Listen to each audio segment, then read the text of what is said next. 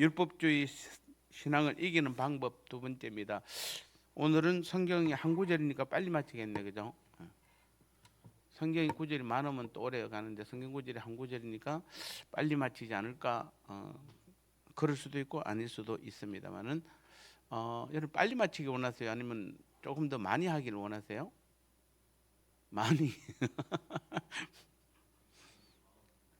예. 천국 가면은 우리가 영원한 천국 가면은 그때는 이제 뭐 설교 듣고 이런 건 없을 겁니다. 이 땅에서밖에 없습니다. 사실 어떻게 보면. 그래서 많이 듣고 가는 게 좋을 수는 있죠. 자, 우리는 다시 정리합니다. 율법은 하나님의 말씀이고 선합니다. 하나님의 계명이기 때문에 우리는 율법을 무시하면 안 됩니다. 율법의 가장 큰 일은 무엇이죠? 우리로 하여금 율법을 많이 알고 깨달을수록 우리가 더 많은 죄인이라는 것을, 더 많은 죄를 깨닫게 되는 것입니다. 그런데 율법의 가장 큰 단점은 무엇입니까? 율법이 단점이라고. 율법이 절대 할 수 없는 일은 우리 죄 문제를 해결할 수 없고 우리를 구원할 수 없습니다. 그러니까 우리가 아무리 하나님의 말씀을 열심히 잘 듣고 막 그냥 그렇게 해도 그 말씀이 율법이면은 그것이 우리를 죄를 사한다든지 우리를 구원할 수는 없습니다. 그래서 율법이 하는 일은 무엇입니까? 죄만 우리를 하여금 깨닫게 하고 우리를 어디로 보낸다? 예수님의 십자가로 보내는 역할을 해주는 겁니다. 자, 네가 죄를 이만큼 많이 깨달았으니까 이 죄를 해결하려면은 나는 못해. 어디로 가야 된다? 예수님의 십자가로 가야 돼. 그래서 십자가로 밀어주는 역할하는 것이 율법입니다. 그래서 율법은 귀한 것입니다. 왜냐하면 우리로 하여금 죄를 깨닫고 주님께로 갈 수 있도록, 우리가 죄인임을 깨닫고 그 죄를 해결하기 위해서 주님께로 갈 수 있도록 인도해 주는 역할을 하기 때문에 율법은 선하고 거룩한 것입니다. 그런데 율법주의는 무엇입니까? 그 율법 말씀을 잘 지켜 행하면은, 우리가 열심히 말씀을 잘 지키면은, 그래서 최선을 다해서 우리가 구원받기 위해서 제사함 받기 위해서 노력하면은 우리가 제사함 받고 우리가 구원을 얻는다라고 하는 것이 율법주의입니다. 그래서 율법주의는 악한 것이죠. 주님께서 끊임없이 대적했던 그 사두개인들, 바리새인들, 대제사장들, 제사장들이 주로 다 율법주의자들이죠. 그래서 율법은 선하지만 율법주의, 즉 그 율법으로 구원을 얻으려고 하고 제사함 받으려고 하고 열심히 최선을 다하면은 우리가 구원도 얻고 제사함도 받고 그렇게 하는 그것이 율법주의인데 이것은 악한 것입니다. 그리고 그럼 우리는 다시 정리하면은, 그럼 복음은 무엇입니까? 복음은 이제 우리가 율법이 우리를 주님께로 밀어 올렸으면은 이제 우리가 죄를 깨닫고 우리가 이 죄를 해결할 수 없네. 그래서 이 죄를 해결하려면 예수님께로 나아가야 됩니다라고 말해서 예수님께로 나와서 그 주님의 십자가 앞에서 이제는 주님께서 나를 이 십자가에 죽으심을 깨닫고 나도 나의 옛사람도 거기서 죽고, 그리고 주님께서 3일 만에 그 사망 권세를 이기고 살아난 것처럼 우리도 그것을 믿을 때에 이제는 영원히 살아난다는 것.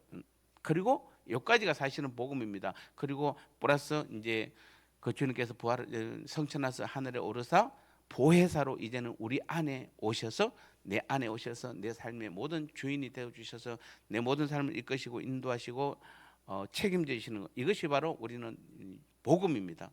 근데 복음주의자는 뭐라고 그랬습니까? 그러니까 이제 주님께서 내 안에 들어오셔서 내 삶의 주인 되어 주셨으니까 내 모든 것을 다 책임지시고 인도하시니까 난 아무것도 안 해도 돼.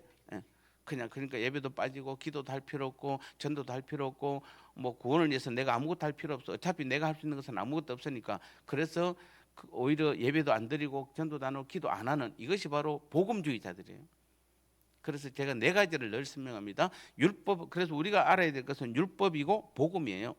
율법은 하나님 말씀이고 거룩하고, 그래서 율법은 우리를 하여금 죄를 깨닫게 하고 예수님께로 십자가로 밀어 올리면은 십자가에서 우리 죄가 사함 받았고 우리가 주님의 부활로 우리도 함께 부활했고, 그래서 영원한 생명을 얻었고 우리는 이제는 영원히 살 수 있게 되었다.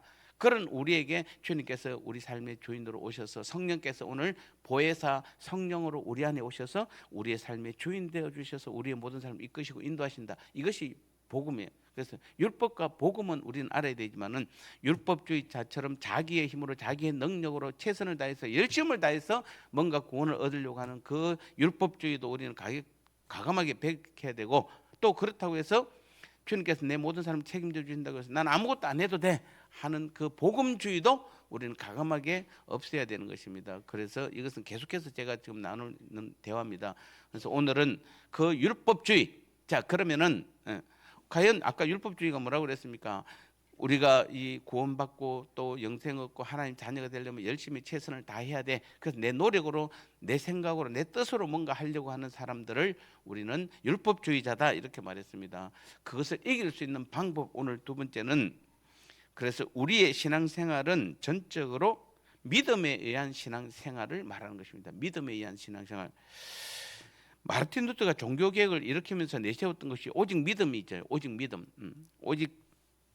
그래서 성경은 우리의 의는 처음부터 끝까지 오직 믿음에 의한 것이다 이렇게 말하고 있습니다. 우리의 의, 즉 우리가 구원받고 제사함 받고 영생 얻고 천국을 소유했고 우리가 하나님과 함께 영원히 함께 사는 것은 오직 무엇에 의한 것이다? 내 노력이 아니고 내 공로가 아니라 뭡니까? 내가 뭔가 열심히 했기 때문이 아니라, 이런 율법주의가 아니라 뭘로? 오직 뭡니까? 믿음. 오직 믿음이라는 것입니다. 그래서 오늘 로마서 1장 17절은 뭐라고 되어 있습니까? 복음에는, 그 복음에는 하나님의 의가 나타나서 믿음으로 믿음에 이르게 하나니, 믿음으로 믿음에 이르게. 오직 의는 믿음으로 말미암아. 세 번이나 한 문장에서 네 번이나, 세 번이나 믿음. 그만큼 우리는 오직 뭘로 살아야 된다? 우리는 이제 오늘 저와 여러분들은 무엇으로 살아야 되는 것만? 믿음으로 살아야 되는 것입니다. 자, 이것을 모르는 사람은 없습니다. 근데 그러면은 믿음에 의한 삶이 뭘까요? 즉 예수 믿는다는 말은 나 예수님을 믿어요 라는 말의 의미가 뭘까요? 자, 이것을 오늘 우리는 진짜 제일 중요하게 깨달아야 됩니다. 오늘 여러분 수요 예배 와서 진짜 하나 딱 정확하게 깨달았고 가야 되면, 이것을 깨닫는다면 우리의 신앙에서 아주 획기적인 일들이 벌어질 것입니다. 자, 중요한 것입니다. 믿음에 의한 삶, 즉 예수님을 믿는다는 것은 도대체 무슨 뜻일까요? 어떻게 하는 것이 예수님을 믿는 것일까요? 이 질문을 하면은 사실은 대답을 잘 못해요. 왜냐하면 지금 내가 하고 있는 게 이게 진짜로 어떨 때는 돌아보면 내가 예수님을 믿는데 그럼 이거 아닌가? 지금 내가 하고 있는 게 이게 믿음. 여러분이 하는 게 지금 믿음에 의한 삶, 즉 예수 믿는 거 맞습니까?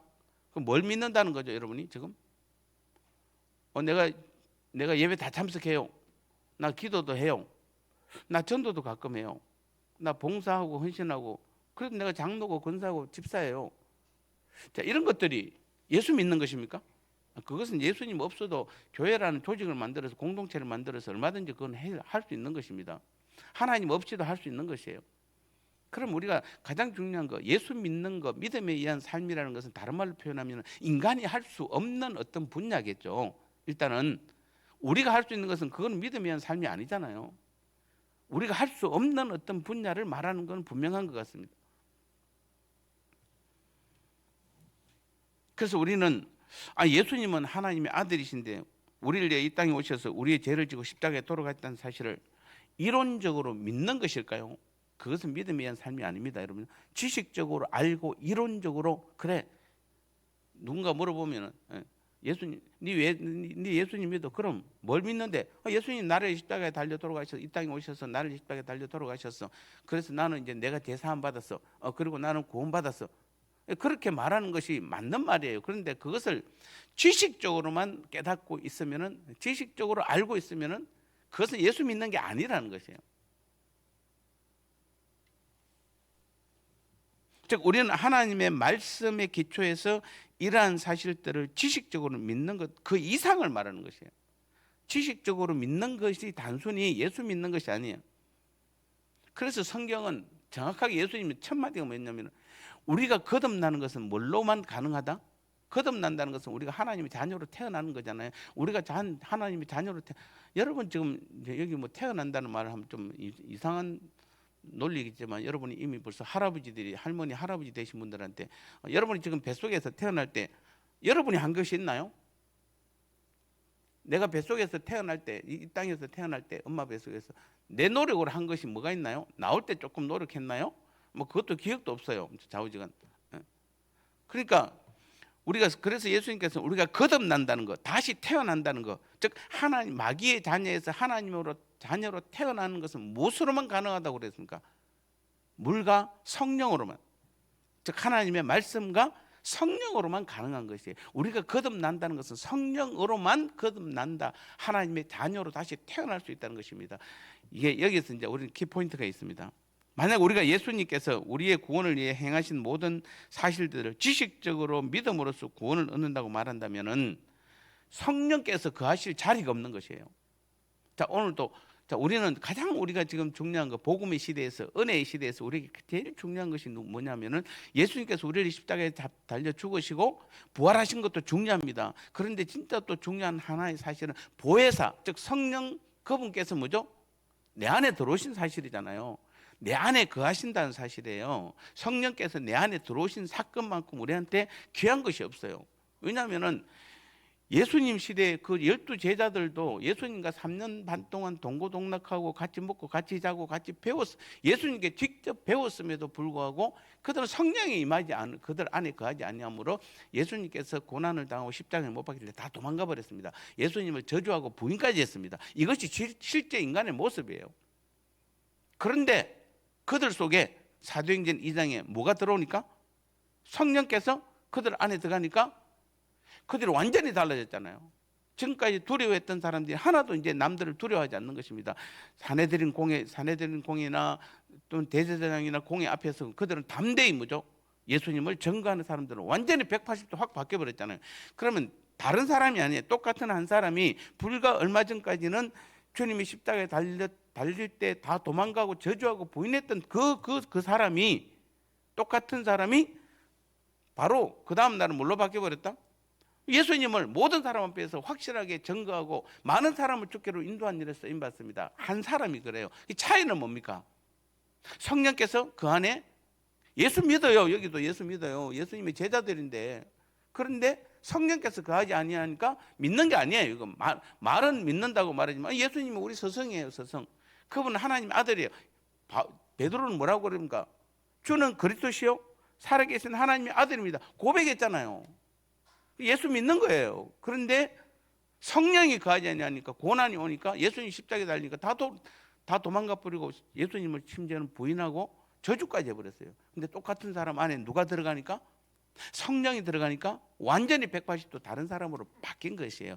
이게 바로 성령의 역사잖아요. 오늘 저와 여러분들이, 우리가 예수 믿기 전에는 예수님을 때로는 부인도 했을 것이고, 여러분 예수님을 욕도 했을 것이고, 욕한 사람 한번 손 들어보세요. 내가 예수 믿기 전에 욕했던 사람 여기 있죠, 분명히. 예. 예수 믿는 사람도 욕했던 사람 있죠. 예. 그랬는데 우리가 어느 날 갑자기 누구에 의해서 그냥 교회로 인도함을 받았고, 그래서 와서 보니까 진짜 예수님이 있는 것 같아. 하나님이 살아계신 것 같아. 그러니까 어느 순간에 사람들이 내보고 하나님이 자녀가 되었대. 이게 사람이 확 바뀌어버렸죠. 갑자기 우리가 삶이 확 바뀌어버렸죠. 내가 바뀌어. 그렇다고 해서 예수 믿는가? 아니에요. 우리는 정확하게 성령께서 우리 안에 들어오셔서, 성령께서 내 안에 들어오셔서 나를 통해서 온전히 그 일들을 행하지 않으면 우리가 깨닫지 못하는 것이에요. 예수 믿는 게 아니에요. 가장 중요한 겁니다. 예. 그래서 우리는 이 성경이 말하는 믿음에 대해서 지금 말하고 있는 것입니다. 즉 우리는 구원 얻는 믿음을 포함해서 모든 종류의 믿음을 갖기 위해서는 반드시 먼저 선행돼야 될 게 성령의 조명함이 있어야 돼요. 성령께서 조명이라는 것은 어두운 데 가면, 여러분 제일 어두운 데 가면 가장 어두운 데서 뭔가를 이렇게 막 일을 할 수 있습니다. 이렇게 뭐 손으로 집히는 대로 감각적으로. 근데 조명이라는 건 뭡니까? 빛이 비치는 거잖아요. 어둠 속에. 지금 우리가 가장 좋은 건 지금 빨리 전원 다 내리고 깜깜한 상태에 있다가, 여러분이 뭔가 성경을 보고 기도하다가 불이 딱 들어오면은 완전히 다 보이잖아요. 모든 것이. 그전에는 옆에 의자가 있는지, 앞에 강대상이 있는지 없는지, 이게 여러분 제가 불 딱 꺼놓고 이 두 개를 옮겨버리면은 여러분 있다고 생각하는데 실제로는 없는 거예요. 불 딱 켜보니까 있는 줄 알았는데 없어요. 근데 조명이라는 것은, 성령의 조명이라는 것은 무엇입니까? 우리가 구원 얻는 믿음을 포함해서 모든 종류의 믿음을 갖기 위해서는 반드시 성령의 조명이 있어야 돼요. 성령께서 우리에게 밝게 보여주셔야 되는 것이에요. 그러니까 그것을 여러분 볼 수 있어야 돼요. 그러니까 지식적으로 믿는 것이 아니라 성령께서 내게 보여주셔서 내가 그것을 실제로 봤다, 그래야 믿는 것이에요. 그러니까 여러분 지금 왜 잘 못 믿냐면 안 봐서 그래요. 우리는 성령의 구원 얻는 믿음은 이런 믿음입니다. 즉 이제 구원 얻는 믿음을 정리하면은 성령의 조명에 의해서 성령께서 그것을 밝게 보여주어서 하나님의 아들이신 예수님께서 나를 구원하시기 위해서 이 땅에 오셨고 나의 죄를 지으시고 십자가에 돌아가셨다는 사실을 보면서 성령께서 깨닫게 해주셔서 이제 믿음으로 내가 드디어 깨닫는 거, 이게 바로 우리가 믿음이라는 것이에요. 이게 예수 믿는 것이에요. 그러니까 예수 믿는 것, 내가 믿는 믿음이라는 것은 무엇이다? 성령께서 가르쳐 주시고 보여주셔서 우리가 알고 깨닫는 것이에요. 지식적으로 아는 게 아니에요. 내가 공부를 많이 해서, 그렇게 따지면은 여러분 구원은 누구도 얻을 수 있다? 절의 중들도 열심히 성경을 보고 열심히 공부하면은 얻을 수 있는 것이에요. 이 불가능, 이거 안 되잖아요. 말이 안 되잖아요. 여러분 불신자들도 학구파들은 성경을 얼마든지 연구할 수 있습니다. 그러니까 여러분이 예수 안 믿어도, 또 때로는 교회 다녀도 예수 안 믿어도 성경 열심히 보고 신학적으로 공부 많이 하면은 지식적으로 많이 알게 돼요. 그럼 그 사람이 믿음에 의한 삶이고 그 사람이 예수 믿는 것입니까? 아닙니다, 여러분. 죄송합니다. 초등학교도 못 나와서 괜찮습니다. 못 나와서 성경을 볼 줄도 몰라도 성령께서 그 사람 마음 안에 들어가셔서 주님께서 나를 십자가에 죽으심과 이 땅에 오셔서 십자가에 죽으심과 그래서 내 죄가 사함 받았다는 것을 성령께서 가르쳐 주시고 보여주시면은, 깨달으면은 뭐죠? 그 사람이 구원 얻는 믿음이에요. 그 사람이 예수 믿는 사람이에요. 이게 차이가 굉장히 크죠. 그래서 우리의 믿음은 실제적인 믿음이에요. 우리가 지식적으로 아는 게 그게 예수 믿는 것이 아니라, 그게 믿음이 아니라 성령께서 우리 안에서 가르쳐 주시는 그 믿음이 실제적인 것이에요.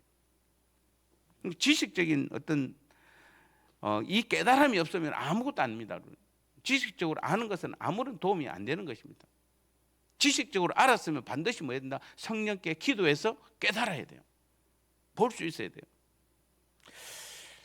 그때 주님께서 우리를 구원해 주시는 것입니다. 그것이 그래서 성령이 하는 일입니다. 그래서 우리는 모든 면에 있어서 우리가 이렇게 예수님께 나아가는 길은 믿음밖에 없습니다. 분명합니다. 모든 면에 있어서 주님 앞으로 나아가는 길은 우리의 어떠한 행실이나 종교적 행위나 헌신으로는 불가능합니다. 오직 믿음으로만 가능한 것입니다. 그리고 우리가 주님을 발견하고 겸손하게 오직 믿음으로만 그분께 나아가 주님을 오직 믿음으로만 신뢰하게 될 때에 우리 속에서 이 주님께서 일하시고 능력이 그때부터 나타나는 것입니다. 이게 바로 하나님의 은혜다, 이렇게 말합니다. 하나님의 은혜는 무엇이다? 성령을 우리 안에 보내주셔서 그 성령으로 하여금 우리가 주님을 믿을 수 있도록 깨닫게 해주시고 보여주시는 것이에요. 그러니까 여러분 지금 설교 들을 때 어떤 마음을 들어야 되냐면은, 우리 목사님이 설교를, 가끔 성도들이 우리 목사님 설교 잘하세요. 설교를 잘해서 좋습니다. 그런데 더 중요한 것은 여러분이 설교를 들을 때 성령께서 여러분을 통해서 깨닫게 해주셔야 돼요. 지식적으로 그렇구나, 이건 아무 의미가 없어요. 우리 구원하고 상관없어요. 우리가 예수 믿는다라면은 여러분이 지금 말씀을 듣고 있을 때에 성령께서 여러분 안에 거하셔서 깨닫게 해주셔야 돼요. 그렇지 않으면은 여러분 예수 믿는 거 아니에요. 아직도 믿음에 의한 삶이 아니에요. 정리하면 그렇습니다. 우리가 구원의 주님을 향해 나아갈 때도 하나님의 말씀에 기초하여 성령의 도우심으로 나를 위해 십자가에 지신 주님을 발견하고 그분 앞에 나아가되, 나의 모든 노력과 개인적인 의를 포기하고 겸손하게 믿음으로만 나아가 나의 구원과 죄의 용서를 위해 주님만을 믿음으로 신뢰하는 것이에요. 자, 예를 들어서 이런 사람 제가 한 사람을 소개하고 한번 끝내볼게요. 우리는 장로교입니다. 대한예수교 장로교. 우리는 칼빈의 종교 원리를 우리는 주로 이제 오직 은혜, 여러 가지 5가지 칼빈의 종교 원리가 있습니다. 근데 감리교가 있습니다. 여러분 감리교 아시죠? 주위에 보면 감리교 애들도 제법 있을 것입니다. 감리교의 창시자가 요한 웨슬레입니다. 요한 웨슬레인데 이 요한 웨슬레라는 사람이 그는 옥스퍼드 신학대학을 공부했습니다. 그러니까 얼마나 석학이겠습니까? 옥스퍼드 대학 신학교를 나왔으니까 얼마나 똑똑하겠습니까? 그리고 그는 그 똑똑한 신학 공부를 다 끝내고 홀리 클럽이라는, 즉 거룩한 모임이라는 이 모임을 결성해서 정말 성경 공부와 기도에 얼마나 열심을 다했는지 모릅니다. 그리고 그만큼 그들이 얼마나 성경 공부를 조직적으로 체계적으로 잘했는지 사람들이 그들을 뭐라고 불렀냐면은 메소디스트라는 영어 단어인데, 메소디스트가 뭐냐면 감리교라는 뜻입니다. 그러니까 까다로운 사람이라는, 원래 성경말 원어로 영어 단어는 까다로운 사람이라는 뜻이에요. 그러니까 이들이 얼마나 성경을 체계적으로 공부를 열심히 하고 그대로 살려고 노력했는지 그들을 까다로운 사람들이다 이렇게 불렀습니다. 근데 이 메소디스트가 지금은 감리교를 영어로 표현할 때 메소디스트라는 단어를 써요. 우리 장로교는 또 다른 겁니다만은 감리교는 메소디스트 처치 이러면은 감리교예요. 그만큼 이들은 까다로운 사람이라는 뜻이에요. 그만큼 요한 웨슬러가 얼마나 신학 공부를 열심히 하고 그 말씀대로 살려고 체계적으로 살려고 얼마나 노력을 많이 했는지 모릅니다. 그리고 이 요한 웨슬러가 미국으로 선교를 하러 갑니다. 그래서 2년 동안 미국 가서 선교를 그렇게 열심히 했는데 실패하고 다시 영국으로 돌아옵니다. 그리고 돌아와서 어느 날 모라비안 교도들, 뭐 쉽게 말하면 우리가 지금으로 따지면 장로교도를 될 수 있습니다만, 그들이 예배하는 장소에 우연히 같이 참여하게 됐습니다. 그런데 그날 설교한 사람이 어떤 젊은 청년인데, 설교를 하는 것이 아니라 루트가 쓴 로마서 강해를 읽는 거예요, 그냥. 그러니까 설교를 한 게 아니고 루트의 로마서 강해서를 이렇게 읽는 걸로 설교를 대신하고 있는데, 그때 그 자리에 지금 요한 웨슬러가 참석을 했어요. 그래서 요한 웨슬러가 그 젊은 사람이 있는 루터의 로마서 강해를 듣고 있는데 갑자기 가슴이 뜨거워지면서, 이게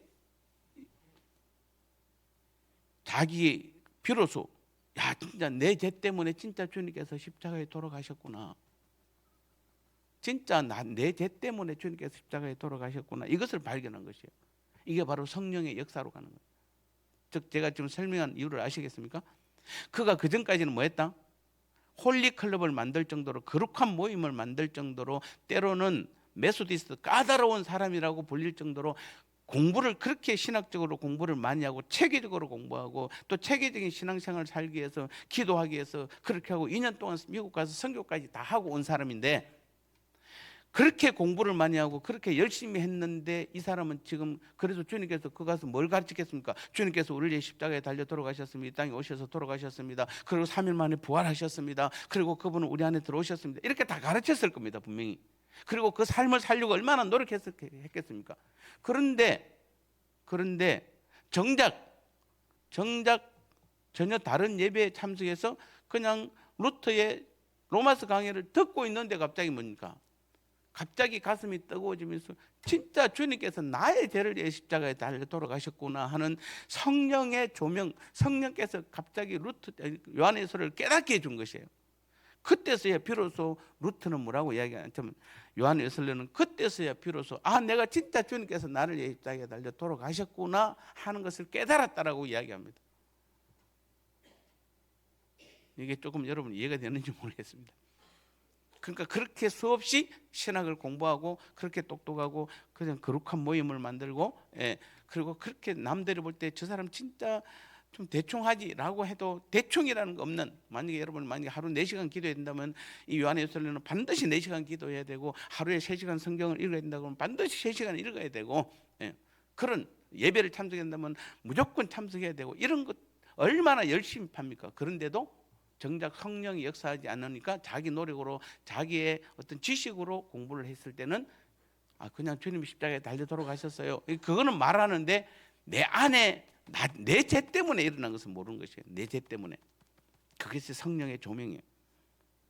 그때서야 비로소 자기 죄를 위해서 오로지 주님이 십자가 골고다로 올라가셨구나, 십자가의 공로만 이제는 온전히 의지해야 되겠구나, 이걸 드디어 깨달은 거예요. 그래서 우리는 이게 바로 뭡니까? 우리 죄를 위해서 십자가에 돌아가신 예수님을 성령의 조명으로 깨닫고 나의 구원을 위해 오로지 믿음으로 그분께 나아가 그분만을 신뢰하게 하는 것, 이것이 바로 예수 믿는 것이에요. 오늘 여러분에게 조금 어떻게 보면은 약간 어려울 수도 있을 것입니다, 이 말이. 그런데 가장 쉬운 것이에요. 한마디로 정의하면 그렇습니다. 이제 결론입니다. 여러분이 어떤 우리가 설교도 많이 듣고 또 성경도 많이 보고 기도도 많이 하는 것은 좋습니다. 여러분이 봉사도 많이 하시고 전도도 많이 하는 것은 좋습니다. 그런데 이 모든 것들은 내가 진짜 예수 믿는 사람이라면은, 내가 믿음에 의한 삶을 산다라면은, 이 모든 것들은 내 노력이 아니라, 내 공로고 내 의지가 아니라 누구로? 성령의 이끄심. 성령께서 나에게 감동을 주시고, 성령께서 나에게 말씀하시고, 성령께서 나를 통해서 일하실 때에, 그때에 쓰임 받는 그 사람이 바로 믿음에 의한 삶이요, 그것이 바로 예수 믿는 것이에요. 그걸 말하는 것이에요. 그게. 거기에서 내가 들어갈 수 있습니까? 없어요. 오직 모든 것은 누구에 의해서? 성령께서. 오직 성령께서. 그 다른 말로 오직 주님께서, 오직 하나님께서 하셨습니다. 이게 바로 예수 믿는 것이에요. 내 모든 하는 일들, 내가 생각하는, 내가 모든 하는 일들, 여러분이 뭐 봉사하고 어떤 충성하고 뭐 헌금하고 여러분 여러 가지 일들 예배 드리고 있는데, 내가 가끔 목회자들 만나보면 그런 줄 압니다. 내가 교회를 세웠다고 말합니다. 목사님들이 자기가 세웠으니까 내가 개척해서 내가 교회를 세웠고, 내가 이렇게 하면 이것은 꽝입니다. 누가 세웠죠? 교회는 주님이 세우셨잖아요. 주님이 나를 통해서 일하신 거지, 내가 한 것은 아무것도 없어요. 그러면 이미 그분은 복음이 아니에요. 내가라는 단어가 들어가는 순간에 복음이 아니에요. 우리는 아무리 쓰임 많이 받아도 그냥 주님께서 나를 사용하셨습니다, 성령께서 나를 사용하셨습니다, 그거밖에 고백할 게 없어요. 그게 믿음에 의한 삶이고, 그게 예수 믿는 것이에요. 이제 아멘입니까? 깨달았습니까, 여러분요? 그게요. 그래서 여러분 지금 성령께서는 오늘도 여러분의 나이를 보실까요, 안 보실까요? 우리 해병대 대답하셔야 되는데, 성령께서는 우리의 나이를 보실까요, 안 보실까요? 안 보시죠. 안 보십니다. 성령께서는 나이를 안 보세요. 왜 안 보냐면은, 아브라함은 재혼을 했잖아요. 아브라함이 재혼을 했어요. 몇 살 때 재혼? 아브라함은 참 특이한 사람입니다. 뭐 결혼은 몇 살에 했는지는 안 나와 있는데, 사라를 만나고 100살 때 드디어 이삭을 낳았잖아요. 그리고는 130살 때 사라가 죽었어요. 그리고는 바로 재혼했잖아요. 그두라. 그것도 젊은 130살 된 사람이, 남자가 젊은 여자하고 재혼을 했어요. 그리고는 아들만 6명을 낳았어요. 딸은 몇 명 낳은지 나오지도 않아요. 아브라함이 재혼했대요. 근데 이게 자기의 뜻입니까? 아닙니다. 성경에 보면은 그도라를 취하다는 그 원어를 보면 히필령 사형 능동으로 되어 있는데, 그것은 하나님이 하게 하시다 이런 뜻이에요. 하나님께서 하게 하셨다. 그렇다고 지금 뭐 재혼은 해도 됩니다. 뭐 세장가 가도 되고 뭐 그렇지만은 130살에 세장가 갔어요, 재혼하고. 그러니까 여러분 지금 아직 멀었잖아요. 희망을 가지시기 바랍니다. 나도 세장가 가자. 나도 소망을 가지자. 아직 나는 반밖에 안 됐잖아요. 그런 반밖에 안 된 사람도 많잖아요, 아직도. 그래서 우리는 하나님이 우리를 부르신 데는 나이가 없어요. 나이가. 성령께서 우리를 사용할 때 나이가 없어요. 우리는 주님 부르실 그날까지, 제가 지난주에도 설교 때 그랬잖아요. 그 목사님 두 분을 소개했잖아요. 한 사람은 타이타닉원에서 물에 빠져서 죽을 때까지도, 죽는 순간까지도 전도를 했고, 한 사람은 마지막 이제 병실에서 죽기 전에 마지막 한 사람, 그 사람에게도 전도를 했던, 그게 우리의 성령께서 행하시는 일이에요. 기억하시고, 여러분 성령의 이끄심 가운데 살아가는 삶을 살 때 우리는 그것이 바로 믿음에 의한 삶이고, 그것이 바로 예수 믿는 것이고, 그러한 삶을 살 때 우리는 율법주의 신앙을 이기게 될 줄 믿습니다.